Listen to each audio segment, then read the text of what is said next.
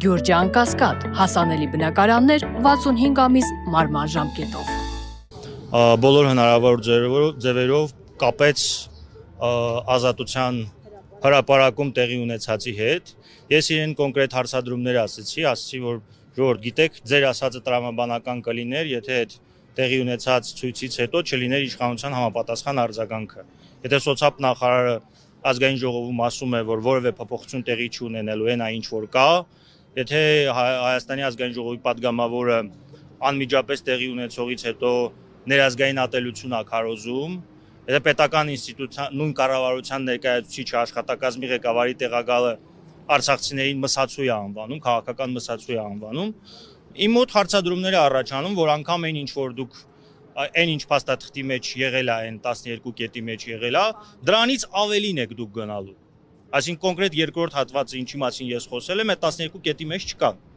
Ասում եմ այն հատվածի վերաբերյալ, որոնք որ ես ներկայացնում եմ, այս պահին ներկայացուցիչ կա, որը որ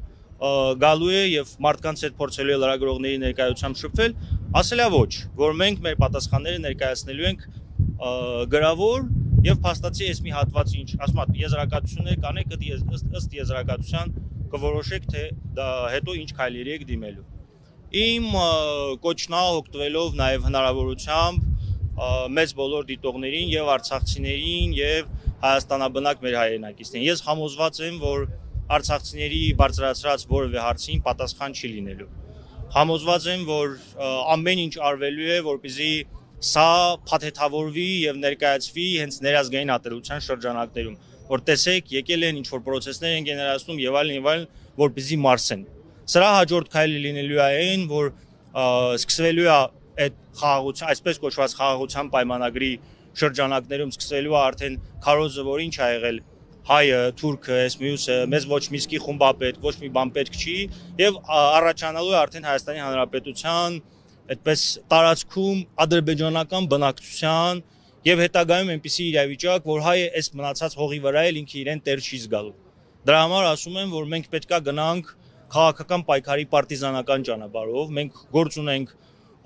կոլաբորանտ իշխանության հետ, որը ամեն ինչ անում է քայլ առ քայլ տեղավորցնելու, առանձին խմբերին թիրախավորելու,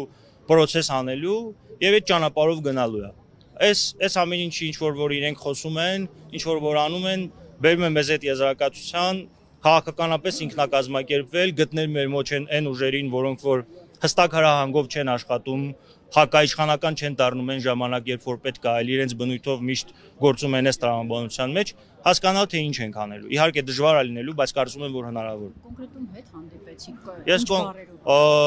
կոնկրետ պատասխանը ասեցի, որ ինքը այտենց մամուլի ներկայացուցիչն էր իրենց, ինչքան որ ես հիշում եմ, այսինքն կառավարության անմիջական պաշտոնյա չէր, որ կառավարությունն է ներկայացնում, անգամ ինքը տեղյակ չէր քննարկումներից, ասում եմ, ես սոցցանցերին չեմ հետևում, չգիտեմ ով ինչ ա գրել, ես չեմ լսել կառավարության ներկայացուցիչի ինչ ա եղել, իմ գրաֆիկը